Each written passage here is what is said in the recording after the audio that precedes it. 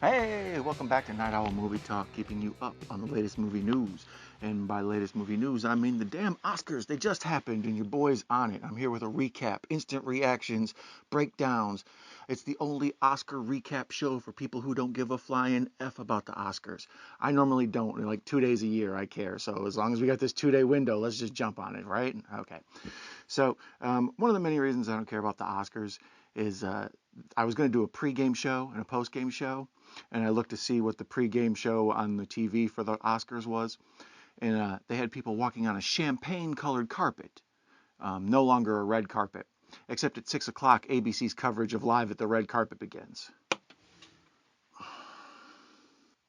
So, as you can see, the Oscar BS stuff started already.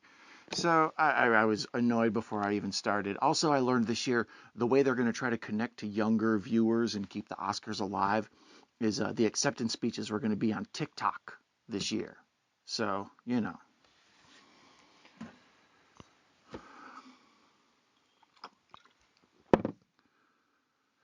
Anyways, so I secondhand watched the show, and now you're going to third hand watch the show. So if you don't like the Oscars, your hands are free. You're completely absolved of this. It's just, you are in no way implicated in the crime of being involved with watching the Oscars. You saw a guy talk about the Oscars, kind of. Listen to a guy talk about the Oscars, whatever. Anyways, let's get on with it.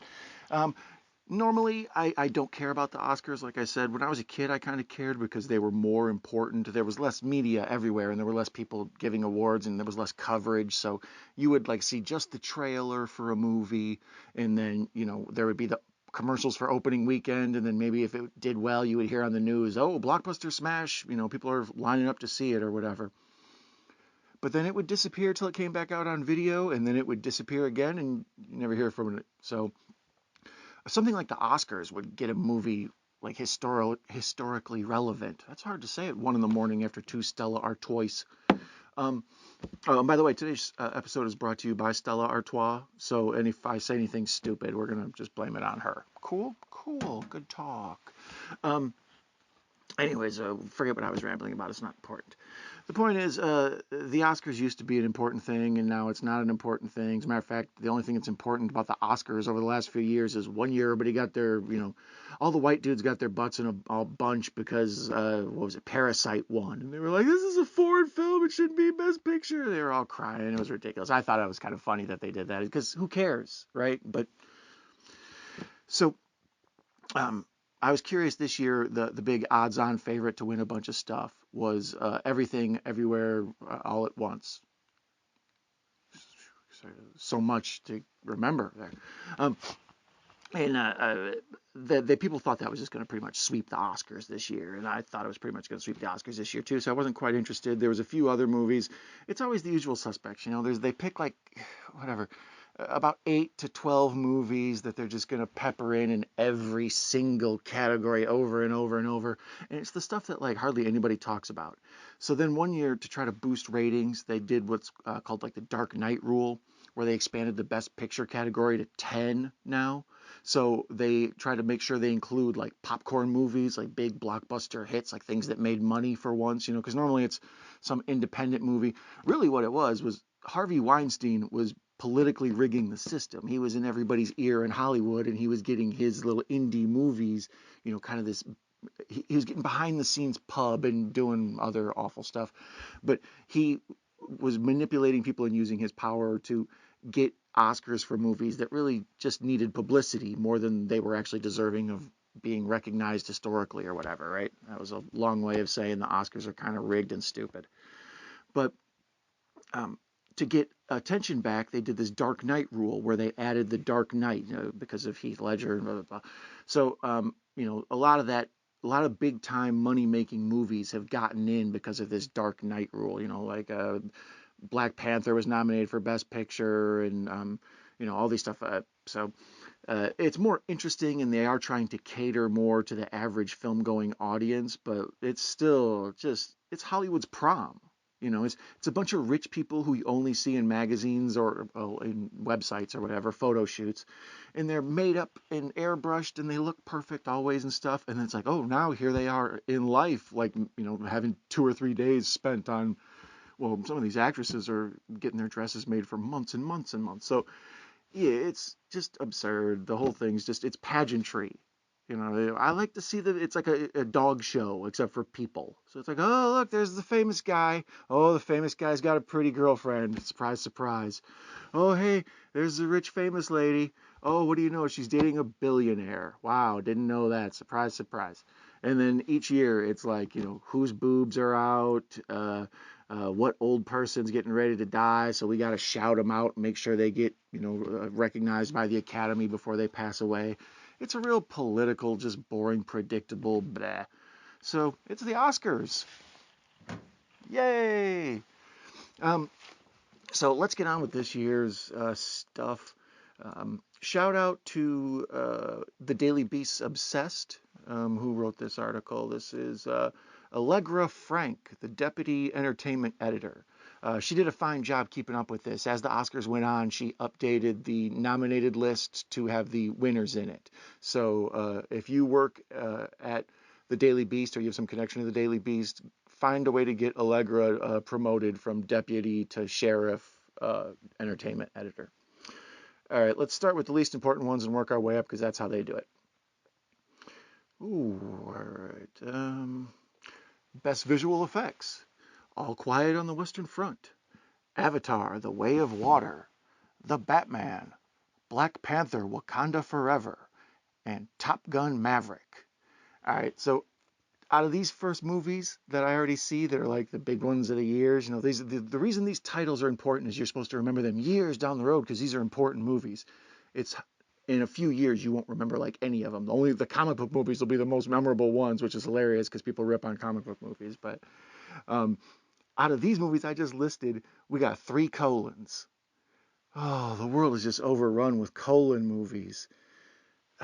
Hollywood figured out marketing and test surveys and whatnot that if you put part 2, part 3, part 5, part 19, once an audience hasn't seen a film franchise and they're well into like part 4 or they tapped out at part 2 and the series is on part 6 or whatever, they're not going to see it. I did the same thing with Saw. Somewhere around part 4 or 5, I just quit watching them. I was like, I'll catch up when they're done, whatever. So, and now strangely, there's a Saw, what was it, Spiral, I think it is. It's a Chris Rock's in it. It's like, oh, a horror movie with Chris Rock? I'll watch that. Anyways, speaking of Chris Rock, let's get back to the Oscars. Too many colons is my point. Get your colon checked. So best visual effects, All Quiet on the Western Front, Avatar, Way of Water, Batman, Black Panther, Wakanda Forever, Top Gun, Maverick. I would have guessed coming into this that Avatar would win because James Cameron always is pushing the boundaries on special effects. If you think about Terminator 2 and The Abyss with that liquid water morphing stuff that he really pushed forward, and then morphing took the world over for a while. It was dumb. And then when you think about the deep submersible underwater cameras he had to come up with Titanic, and for those documentaries he made that followed Titanic, like that was more him pushing the tech. And then what was it? That with Avatar, it was all motion capture. He did the thing where you put the little dots on the suits and the people move around, and then it basically turns real life into a video game. So he was a main guy with that. So Cameron, whether you like him as a storyteller or a director or even as a dude, whatever, you have to always give it to him. He's pushing the boundaries of the technology and film forward. Like, George Lucas is in the same boat. Like, whether you think he's making entertaining movies or not is aside, he's just really helping make future filmmakers have something to do, build upon, right? So I would have guessed Avatar would win for best visual effects. They might give it to like Black Panther, but those Marvel movies are too CGI'd. They're overdone. Top Gun Maverick, I would have thought, but from what I hear, that's more of a cinematography deal. That's more like just getting the cameras to not fall off the damn plane while they're doing all the crazy stunt shots and stuff. So, yeah, I would have gone Avatar Way of Water, and the winner was Avatar Way of Water. So I'm not surprised. That makes sense. Coming into it, I figured they know that certain movies are going to win Best Picture, are going to win a ton of awards. So this year, the big favorite to win everything was Everything Everywhere All at Once. So the question is, where are the other little movies going to fall in and get their award? Are they just going to have to be like happy that they just got nominated. You know, it's an honor to be nominated. So we'll see. I don't know. Let's move on to the next one. The next one is Best Sound. All right, this is always like some sort of big action movie one. You know, lots of anything that has cool sound design. You know, you can think of your favorite sound design movies. This doesn't have anything to do with music. This has to do with the way the audio play drags you in just as much as the visual play. That's the sound design, right? So, best sound. This is All Quiet on the Western Front, Avatar: The Way of the Water, The Batman, Elvis, and Top Gun: Maverick. The winner is Top Gun: Maverick. Wow. I guess so, because I imagine this was a big theater movie. That was the whole selling point of this Top Gun movie, is that it's you got to get your butt to the theater and see it on the big screen and get the biggest speakers. And if you watch it at home, it's got to be on the biggest screen with the biggest speakers. This isn't a watch on your phone movie. You know, this is something you need your butt to rumble while you watch, right?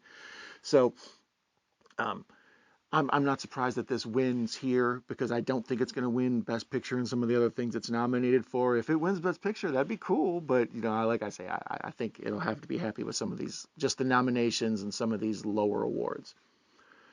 All right, moving on from Best Sound, we've got Best Production Design. All right, nominees here are All Quiet on the Western Front, Avatar: The Way of Water, Babylon, Elvis, and The Fabelmans. All right, from a betting standpoint, you would have to think production design would probably go to maybe Elvis or Babylon. Elvis is one of these movies it's not going to get as many awards as it's nominated for, so they're going to have to try to get it something somewhere. So I could see all the like throwback cars and all the like, you know, things from the 40s, 50s, and 60s that were in the Elvis movie that, you know, it's hard to get all that stuff. And same with the hair and makeup. I imagine Elvis will have a shot in that category. But otherwise, best production design. Yeah, maybe All Quiet on the Western Front, because that's a period piece as well. Period pieces do real well in these production design, because it's hard to track down all those cars and everything, right? That's a lot of work. I don't know why the Fablemans would get production design. I'm assuming that's also period piece stuff. Avatar: Way of Water, that's CGI, so it's like, yeah, you just imagined it. It's like, no, no, no, move that over there, okay, and then fixed it. Stupid. So the winner for Best Production Design is All Quiet on the Western Front. So, yeah, that makes sense. Period piece, right? Production design, period piece. That's pretty easy to understand. Sound is what? Action and booms and theater. See, you're learning how to. Next year when you bet on this, you'll know exactly what to bet on. Let me see here. Best makeup and hairstyling. All right, this is one I would come in thinking this is a good chance for Elvis and or Wakanda. Your nominees in this category are All Quiet on the Western Front, The Batman, Black Panther: Wakanda Forever, Elvis, and The Whale. Okay, so best makeup and hairstyling. I would think, like I said, Black Panther or Elvis. But you know what? The Whale, that's tough, because that's an award that would go to the making Brendan Fraser look heavier than he is in they made him. Brendan Fraser put on a bunch of weight to be in The Whale, and then he put on what they call a fat suit, whatever you want to call it, a heavy suit, whatever. It made his body look more ectomorph, whatever. It made him look round and chubby, and they put the stuff on his cheeks to just make him look more heavy, right? And it's supposed to be a movie where that's an important detail in the story. And to me, if you give an award to the makeup that made Brendan Fraser look that way, it sort of detracts from his performance, because part of the performance is the De Niro thing, like, oh, look how Brendan Fraser put on all that weight. If I say Fraser, I don't mean to, it's Fraser. I heard him on an interview once, and it's like, hey, your name is Fraser. I don't know why everybody calls you that, so I apologize, but it's force of habit, excuse me. So Brendan Fraser, I think he could win this, because I'm sorry, I don't think that The Whale would be as likely to win Best Makeup and Hairstyling, because it detracts from Brendan Fraser's performance, right? So the winner is The Whale. So forget everything I said. I'm an idiot. Okay. Once again, best makeup and hairstyling, that's a period piece stuff. Like those, any movies that had took place 40, 50 years ago, those get free rides into these categories because it takes so much work to make those old school movies. Oh, another thing with Brendan Fraser and the putting on the heavy suit. He was in a movie called No Sudden Move. I think it's on HBO Max right now. It was a Steven Soderbergh, Don Cheadle thing, and that was the first time I saw Brendan Fraser like heavy now, and he plays, pardon the pun, a heavy. He's like maybe a detective or something. He's a thug in a mobster movie. Ray Liotta's in that too. Rest in power. That was a really good movie that slipped under the radar. So if you're nice enough to watch this video, check out No Sudden Move, I think it's called. So part of the reason nobody saw it is because I can't even remember the name of it. I'm somebody shouting it out. Um, best international feature film. All Quiet on the Western Front, Argentina 1985, Close, EO, and The Quiet Girl. These are tough because basically they're just trying to get attention in America. These are films that would have get noticed here otherwise. So this is just solely exists. It's like, hey, if you have to watch one movie where people speak another language, watch this one, right? So this one was a bit of a controversy. That movie RRR, which I believe is playing on Netflix right now, is an Indian film. Um, you've heard of Bollywood. There's also, I think it's called like Tollywood or Tellywood or something. There's a secondary Hollywood like movie making industry in India, and the government supports one, but they don't support the other. So I believe the RRR was Tollywood, and I believe the government supports Bollywood. I don't know. I get all that confused. Indian politics ain't my thing, man. That's why I'm into movies. I'm sick of politics. But this movie RRR was considered really great, and it was considered, why isn't this here? And it was political as political can be. So if you're in for a 3-hour movie and I don't know if there's a dubbed version or not, but I don't know, maybe I'll watch RRR and I'll report back to you and let you know if you should watch it, and we'll get to the bottom of that. But either way, the notable thing about this section is no RR. Once again, the nominees were All Quiet on the Western Front, Argentina 1985, Close, EO, and The Quiet Girl. The winner was All Quiet on the Western Front. I keep mentioning All Quiet on the Western Front. This is, I believe, its first win. Or was it? Did I just give it a win? Yeah, with production design as well. So yeah, there you go, the old stuff. So All Quiet on the Western Front was one of those movies. There was a bit of controversy around it as well. It's like the third telling of this classic novel. This one is a German film. It was I think it only played it did the Netflix trick where they play it in like 4 or 5 theaters, like one in San Francisco, 2 in LA, and one in Austin, Texas, and one in Chicago, and they run there for like 2 weekends, and then that qualifies for Oscars, and they quick pull them and get them exclusive back to Netflix. So it's kind of a dumb bit of business to try to get these movies out and qualify for Oscars. So that's where All Quiet on the Western Front comes from. I'm not surprised it won Best International Feature. Obviously, you can see it's all over this list of nominees because it's a well-made movie. It's just, damn, man, another movie about a war. We've seen a lot of them. You got to space out watching them so they're meaningful when you see them. They're less impactful if you watch like 10 of them at once. Best Editing: The Banshees of Inisherin, Elvis, Everything Everywhere All at Once, Tar, and Top Gun Maverick. I would have thought maybe this is a good place for Top Gun Maverick to get one here because, like I said, I doubt it'll win Best Picture, but there's an outside chance, so it's got to pick up something because people were really happy with that movie. So I would think Top Gun Maverick, maybe there, or possibly Elvis, because Baz Luhrmann, the director of that's like a real heavy editing type dude. He did Moulin Rouge. He did Romeo and Juliet with Leonardo DiCaprio. So if you've ever seen those movies, you know anything about editing, those are like heavy duty edited. So I could see Elvis being, like Baz Luhrmann's editing style getting some sort of credit here. But indeed, the winner is Everything Everywhere All at Once because this movie's going to clean up. Okay. Now, next subject is Best Documentary Short Subject.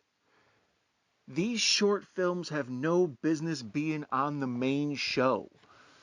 I I make short videos. You know what I mean? Like, if anybody's going to promote, like, oh, these are art, it would be someone like me. The thing is, they're not features. This should be for features. This should be for actors that we've known or actors we're going to need to know. But this is like a hopeful, this is like telling us who the single A baseball championship was. You know what I mean? It's like, don't, okay. I mean, cool for them, but the rest of us, it really isn't that important. This is totally self-serving to those directors and nobody else cares. If I told you right now, go find Haul Out. It's a short documentary feature. If you couldn't find it on YouTube, you'd have no idea where to find it. You know, maybe it's running somewhere on some website where you can pay $1 to see it or something, but no. So these short documentary, short animation, short everything, all these short things, these need to be on the pre-show or the technical show or whatever. If you want to jazz things up and make this show less than 4 hours, what you do is you get rid of these first of all. I'll give them their shout outs. The Elephant Whisperers, Haul Out, How Do You Measure a Year, The Marshall Mitchell Effect, and Stranger at the Gate. Obviously, I don't know anything about them, and no will you, and the only people who made them. So, yeah, no, this is dumb. So anyways, the winner was the Elephant Whisperers. Good for them. I'm proud of y'all, but get back to me when you do a feature. Best documentary feature. Is that so hard? All That Breathes, All the Beauty and the Bloodshed, Fire of Love, A House Made of Splinters, and Navalny. Okay, see, documentary is one of the few categories the Oscars really matter for because people won't know about them otherwise. They mix in with news reports, and that's what they end up like. They'll end up like on whatever CNN at 2 in the morning or on HBO, and their documentaries just filed away, and you might stumble upon it if you're lucky. So the Oscars they work for documentaries. They help you find ones that you need to know about. I've already checked into these. That's one of the few things I care about from the documentaries. All That Breathes is a story about some brothers who take care of some birds. It sounds cute and sweet, but it sounds like the type of thing I would watch on a snowy Sunday afternoon and take a nap to. It doesn't sound like anything that's gonna like, man, did you see the Bird movie? I thought Hero, whatever, Dreams of Sushi was a great movie. I thought March of the Penguins was a great movie, but those are both like fantastic napping movies. It's like, all right, just put them on, just watch it. Oh, it's a good story, man. So yeah, the All That Breathes sounds like a good napper. Um, All the Beauty and the Bloodshed. Oh, that's right. It's about the opioid crisis. That's what it was. That's why the title is really misleading for All the Beauty and the Bloodshed about the pharmaceutical family and the opioid crisis. It's misleading and confusing. That's part of the problem with documentary films. They're impossible to figure out what they're about if you can't see like a trailer for them or something because the names are always, Bowling for Columbine. It's like, how am I supposed to know what that's about? Meanwhile, Cocaine Bear, I know what that's about. Shit. All right.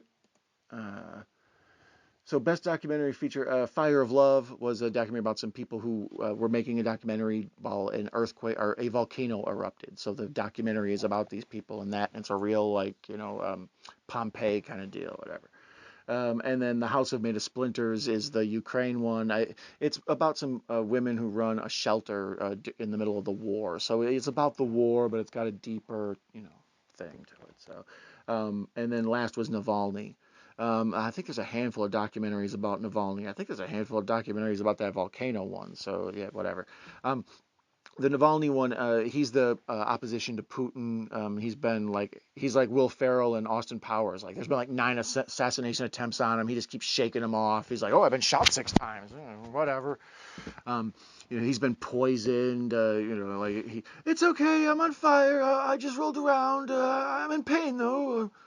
That's him. He's badass, but he just keeps getting back up and getting back in the fight. Like, dude, come on, man. I'm worried about you. So the story of him and his life and all that, I imagine that's a real real life espionage. So the winner was Navalny, of course. Like I say, that's basically Mission Impossible real life. Best cinematography. This one's, I would think, wow. Best Top Gun not nominated. which blew my mind. I've just remembered now, even now, like I forgot, like, oh, cinematography is where Top Gun should be in, because I mean, the camera work and all that is what makes that movie. They say you feel like you're in the jet, and and it's like an IMAX experience and all this. So the fact that it wasn't nominated for best cinematography word feels weird, weird, weird. Um, so best cinematography, All Quiet on the Western Front, Bardo, False Chronicle, and A Handful of Truths. That's on Netflix. I looked it up. That looks actually relatively interesting. I may check that out. That's like with Rur, or I may have a Sunday afternoon where I lay around and watch those and get back to you. So we'll see. There may be a foreign episode coming up, foreign film episode. Um, Best cinematography, third film is Elvis, as well as Empire of Light and Tar. Tar is a Cate Blanchett movie. I didn't see it. I hear it's really good. It reminded me a lot, from what I hear. It looks like Whiplash, that movie about the drummers. It's that kind of thing. It's like obsessive, musicians and how tough they are and everything. So it's not always my cup of tea, but I like Cate Blanchett, so I'll probably get around to it. If I had to guess, looking at all of these, once again, Elvis would have been a great spot to win in here, but it didn't. All Quiet on the Western Front did. Uh, the original All Quiet on the Western Front, like back 1919 or whatever, like the original was a long time ago, and it wasn't 1919, it was a talkie, I believe. But that movie was uh, like at its time one of the best made films. It was one of the first like Citizen Kane type movies where they just took all they knew about filmmaking and put it into this. And then they remade it again, I believe in the 70s. I think like Ernest Borgnine's in it or something. And then now they've remade it again here. It's one of those trench warfare things. I just saw 1917 recently, and then I like Dunkirk, and I'm a big fan of like Saving Private Ryan and stuff. So movies like this end up popping on my radar at times, but they, like I said, they need to be spaced out because otherwise they just blend in as action movies. And I don't need a war movie blending in as an action movie. The whole thing is that I'm supposed to I'm supposed to feel empathy for these people, and I can't if it all just runs together and blurs together like action crap, right? So best cinematography, the winner was All Quiet on the Western Front, and it's trench warfare stuff. Best animated short film, once again, I wouldn't even know where to find a best animated short film. If it didn't come as an extra on like a Blu-ray or whatever, it will never cross my eyes. Maybe it ends up on my homepage on YouTube and I click on it because I'm like, what's this? Um, the Boy, the Mole, the Fox, and the Horse, The Flying Sailor, Ice Merchants, My Year of Dicks, and An Ostrich Told Me the World is Fake and I Think I Believe It. So, the only reason I wanted to read these titles is to give the filmmakers a shout out, but at the same time, it's also like, did you hear these titles? And The Year of Dicks is exactly what you think it's about. It's about like a teenage horniness is what's in the description. So, um, the winner was The Boy, the Mole, the Fox, and the Horse. The only thing notable to me about that is that's an Apple Studios one, and Apple's coming on. I have a feeling in 10 to 15 years, Apple will be the new Disney, assuming that Apple doesn't just straight up buy Disney, which is very likely. Um, Best live action short. Who cares? Okay, An Irish Goodbye, Ivaloo, Le Pupil, Night Ride, and the Red Suitcase.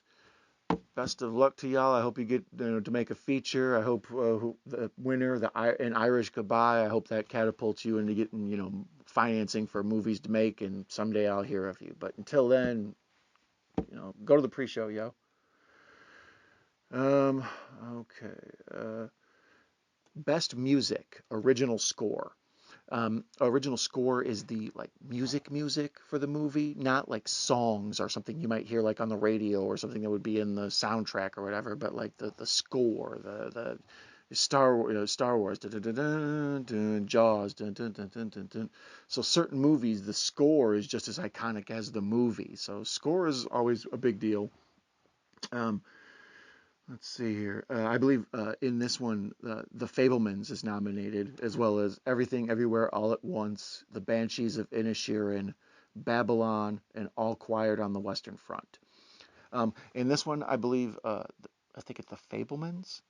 John Williams did one of the scores. I think it's John Williams for The Fabelmans. And if he wins, he would be the oldest winner of an Oscar in history at like 91 years old. But he didn't win.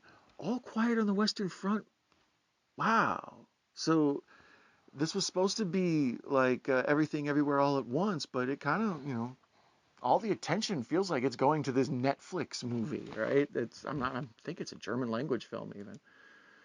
Okay, this is Best Original Song. So this is music. This is happy. This is something you would hear. You can go to Spotify or Apple and download or whatever, right? So Best Original Song. This is a Life from Everything Everywhere All at Once. Hold My Hand from Top Gun Maverick. Applause from Tell It Like a Woman. Lift Me Up from Black Panther Wakanda Forever, and Natu Natu from RRR. That's the one I talked about earlier. So, like I said, I might check that out. It was a movie that people thought would show up in the Oscars more, and this is all it got was RRR. This one song, Natu Natu. And the winner was Natu Natu. So to me, this feels almost like a political thing. Like they stuck this song in here, if for nothing more than to get this movie the respect it, should have gotten that it didn't get. And then, they ended up making sure it won. Because a lot of these songs, I think the Top Gun song, specifically the Hold My Hand, like that one was a big deal. Best Original Screenplay. Best Original Screenplay. The Banshees of Inisherin, Everything Everywhere All at Once, The Fabelmans, Tar, and Triangle of Sadness. Triangle of Sadness has been a Oscar bait movie, and this is like the first time it's shown up really in these lists, so this would be a good spot for it to pick something up. Fabelmans is a movie about Steven Spielberg, directed Steven Spielberg. It's loosely based on his life. It's like a romanticized telling of Steven Spielberg growing up. Hollywood loves to tell movies about filmmakers because it makes filmmakers important to the world, right? They love to pat themselves on the back and smell their own farts. So, of course, Fabelmans is Oscar bait as can be. So I doubt it would win Best Original Screenplay because it needs to be a director, award. So Best Original Screenplay, Banshees of Inisherin, Everything All at Once, The Fabelmans, Tar, or Triangle of Sadness. Winner is Everything Everywhere All at Once. So now this in the horse race of where All Quiet on the Western Front kind of pulled ahead, and we were like, oh, we got some upsets going on here. Now all of a sudden we're going to see Everything Everywhere All at Once just take off. Best Adapted Screenplay, All Quiet on the Western Front, Glass Onion, A Knives Out Mystery, Living, and Top Gun Maverick, as well as Women Talking. The reason this is Best Adapted Screenplay and not Original Screenplay for Top Gun Maverick as well as Glass Onion is because those are sequels. I was confused when I saw Glass Onion because I knew Rian Johnson wrote it, and I'm like, how is that not an original? It's because it's based on the story and idea from Glass Onion. So the fact that it's a sequel to an original idea is why it can't be. It's technically always going to be an adapted screenplay, I think, is how that works. It's stupid. So I would think Glass Onion was a huge favorite here. I was not a fan of that. I don't know, whatever. We won't talk about it. But I don't think, Top Gun Maverick would win Best Screenplay. Everybody knows the screenplay to Top Gun when you go see it. And sure enough, the winner is Women Talking. That's a Sarah Polley film. I think the reason they did that is just to give it some love. Like I say, when they don't find a place to give it any sort of thing other than a nomination, they're like, here, take this award too, I guess. And then, they can put on the thumbnail on Amazon, winner, best screenplay, right? And then maybe they'll watch it. We'll see. Best animated feature, Guillermo del Toro's Pinocchio, Marcel the Shell with Shoes On, Puss in Boots, The Last Wish, The Sea Beast, and Turning Red. This one I would have thought Puss in Boots was kind of a favorite because that's all I heard people talk about, and that caught my ear because it's like, why is like the sixth Shrek movie a big deal all of a sudden? But people loved Puss in Boots: Last Wish, so if you got kids, have them check that out. Marcel the Shell with Shoes On sounds like some Don stuff. I don't know. I'm surprised I haven't watched that. But Guillermo del Toro's Pinocchio won. I'm not surprised. It has a real Nightmare Before Christmas vibe to it. It looks amazing, but it's a classic, like old school European fairy tale, so it's scary. The original Pinocchio has a whole bunch of like, what happened now? You know, there's a part where I think they hang him and leave him for dead in a tree. Like, whoa, I don't want my kids seeing this. So, Pinocchio's got some wild stuff going on it. But I'm a big Guillermo del Toro guy. He falls in that James Cameron category where he, always pushes the boundaries on the format. So he's awesome and he deserves awards every year just because he's a filmmaker, a real one. Best Supporting Actress: Angela Bassett, Black Panther: Wakanda Forever; Hong Chau for The Whale; Carrie Condon, The Banshees of Inisherin; Jamie Lee Curtis, Everything Everywhere All at Once; Stephanie Hsu for Everything Everywhere All at Once. So all of a sudden you feel that everything all at once thing really cracking down. This one, Angela Bassett was the sentimental pick because she's a great actress for a long time, and she didn't win apparently for What's Love Got to Do with It. Don't quote me on that. I heard that on the live stream I watched. So there was a lot of people rooting for her because they feel like she deserved kind of the Lifetime Achievement Award deal, right? So uh, uh, I would have guessed her coming in, or perhaps Stephanie Hsu for Everything Everywhere All at Once.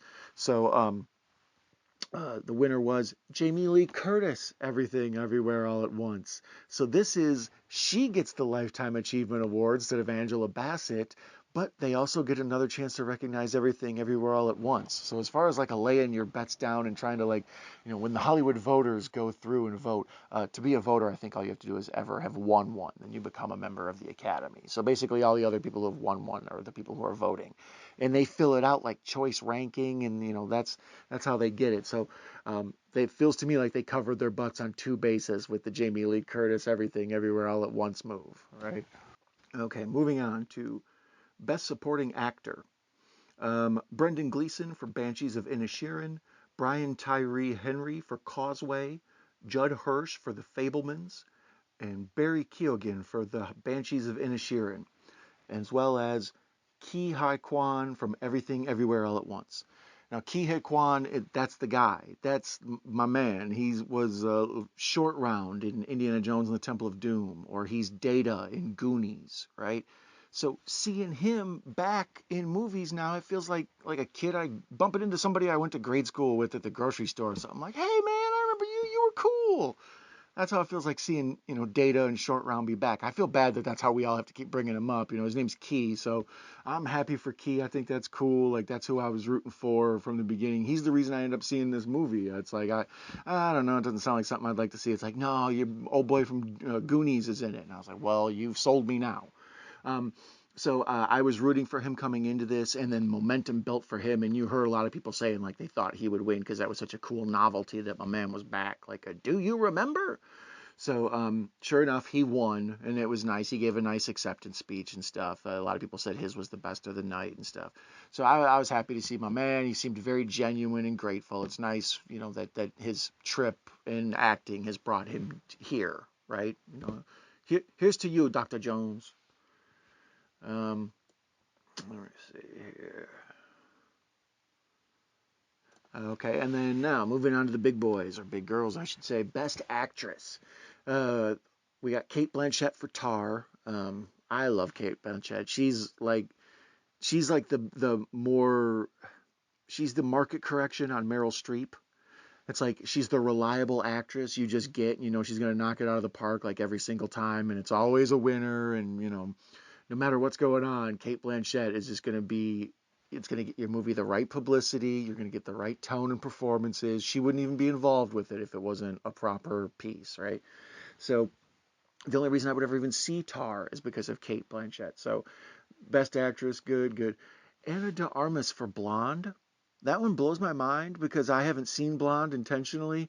I'm under the impression this is a Marilyn Monroe biopic, whatever, potato, gif, whatever. Um, so Anna de Armas in this, she plays Marilyn Monroe, but this is like a showgirls type Marilyn Monroe story. Like it deals with her sex appeal and like how she kind of worked the casting couch, and there's a lot to deal with her with relationships, and it's a sexy and that's what a lot of people weren't liking about. It was like way too much surprising nudity and whatever. So I had heard that this was like a Razzie Award winner type movie, but here she is, Best Actress. Joke's on you. Cheers to Anna de Armas. So then also Cate Blanchett, Anna de Armas, Andrea Riseborough, To Leslie, Michelle Williams. Michelle Williams for The Fablemans. That's that Steven Spielberg movie again. And then Michelle Yeoh for Everything Everywhere All at Once. I think pretty much everyone coming into this thought it was going to be Michelle Yeoh. So sure enough, there you go. She won. Anna de Armas, that's the true. It's just an honor to be nominated. Like, aha! Y'all thought I was Jessie Spano in Showgirls, and it turns out I'm a legitimate actress in your face, but not in the hair. Uh, Best Actor: Austin Butler, Elvis; Colin Farrell, The Banshees of Inisherin; Brendan Fraser, The Whale; Paul Mescal, After Sun; and Bill Nighy, Living. All right, I'm a big Bill Nighy guy. The same with Angela Bassett and Jamie Lee Curtis. And them, it's like there's actors who've been around. They've just done such a consistent, good job of being awesome for a long time. You root for them to get all the awards before they move on. But Bill Nighy's got a lot of time with us, so sorry, Bill, we're gonna have to skip you on this one. Paul Mescal and After Sun. That's your Anna de Armas. It's an honor to be nominated award. Um, Colin Farrell, The Banshees of Inisherin, this intrigues me as far as like a possibility because this whole movie, The Banshees of Inisherin, I keep hearing it's the dumbest movie. I didn't even like it. Even people who liked it, that's the review of it. It's like it's a really dumb movie, but it's well acted and stuff. So it's the story of Colin Farrell and this other dude. They're battling out and they grow old, and it's just these two dudes duking it out. It's the War of the Roses with guys. Um, uh, but specifically Colin Farrell is really good in it. But as far as Austin Butler for Elvis, it's an honor to be nominated, I guess. Pretty boy. Did you meet Anna? She's very pretty. You two should hang out. Um, but the winner here is obviously going to be Brendan Fraser for The Whale, and it was Brendan Fraser for The Whale. He did all the Hollywood things. He went away and he came back. He did some amazing body transformation just for the role. Like he had gotten heavy, but he had put on a lot of weight specifically for this role. And then they also did the makeup, and then he had to act within the makeup. And from what I hear, the movie itself is not a very fun, good movie to watch, but he's just so believable and empathetic in it. Like, I find him personally empathetic. I saw him interviewed doing press for this, and he seems like a real nice guy, like a gentle soul. I'm happy he won, if for nothing else. And it's like, oh, you seem like a good dude. I doubt you'll be Me Too'd, but maybe that's why you're a gentle soul. Like, I'm trying to keep the heat off, brother. I'm happy for everyone. I'm Brendan Fraser. Um, Okay, so then, now that we've got Best Actor, we only got two left. Best Director? Martin McDonagh, The Banshees of Inisherin. Um, the Daniels, Everything All at Once. Everything Everywhere All at Once. The Daniels are two directors, both named Daniel. So they just call themselves the Daniels instead of having to keep their names straight or even learn their last names. I like them. They did a really good job with this movie. I've never heard them called the Daniels before, but that's funny to me. So Steven Spielberg, The Fablemans, this is ripe for him here. And then Todd Field for Tar, and Ruben Östlund for Triangle of Sadness. Triangle of Sadness was up for Best Screenplay and then for Best Director. So from what I hear, real art house kind of thing. It's a Woody Harrelson. It's on my to-do list. It's from what I hear, it and The Menu are similar, but yeah, I'll get to them. I'll get to them.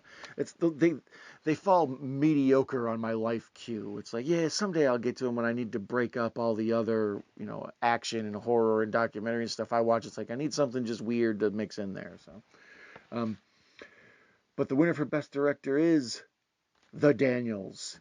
Good for them. This Everything Everywhere All at Once. It really was a good movie, and I think it's cool that it got nominated so much as it did. I think it came on late, early on down the list. There wasn't doing as well. It looked like it was going to be all quiet, or it looked like it was going to be real loud on the Western Front. But now here in this horse race, Everything Everywhere All at Once has really come on.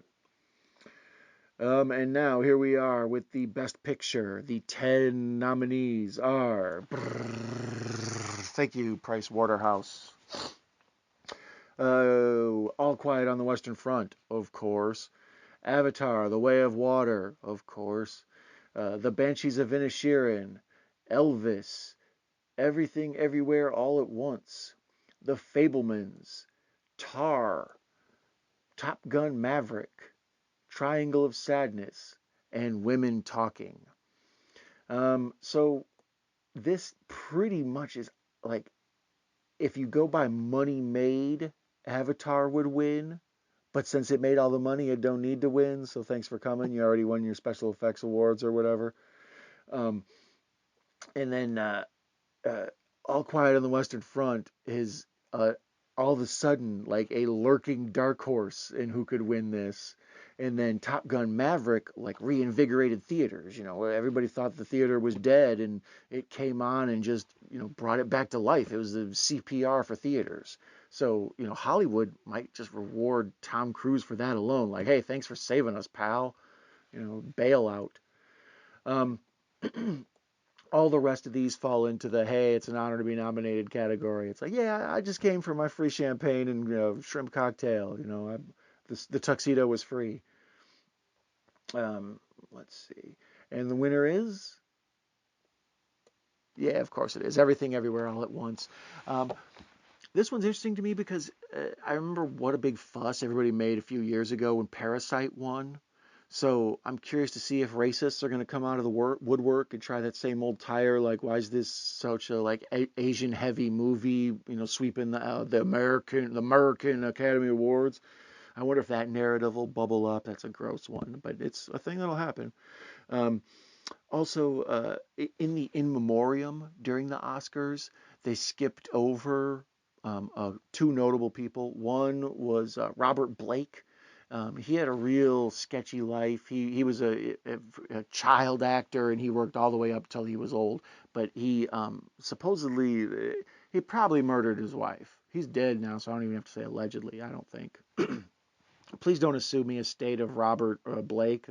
There's a parrot on the phone with a lawyer right now. Um, so they left him out of the in memoriam. I'm assuming because of just it's tacky. And then even though not proven, I don't think whatever. I don't know about that case. Um, but then the other one was the cinematographer, I believe it was, who Alec Baldwin shot on the set of Rust. Like, it seemed like they would have had a second of silence for her. That was kind of a big deal this year. So the idea that they left her off, at least I think they did. I could be wrong. I wasn't familiar with it, but I had heard two or three people mention it afterwards. Like, notable person left off was the lady from Rust who got murdered. Rust in Power, right? So that'll probably be a thing people talk about.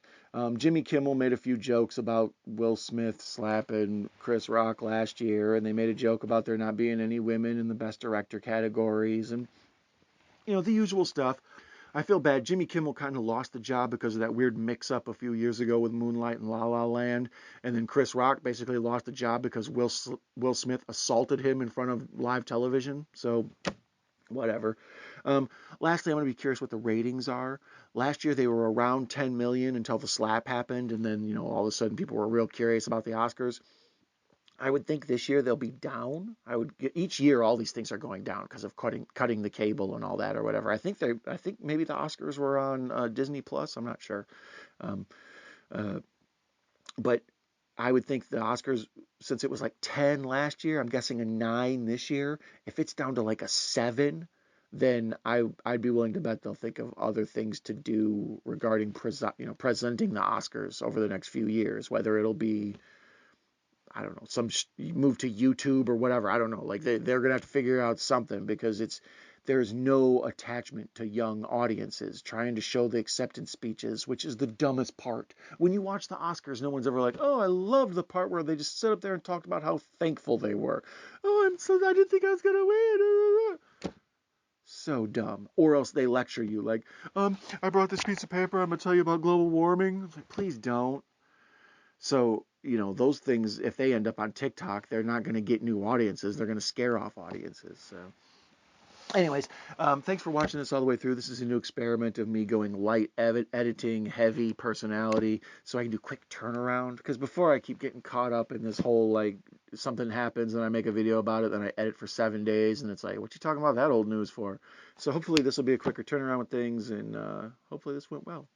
I think it went well. I think it went well. I think it went well. Anyways, thank you for watching. I'll catch you later.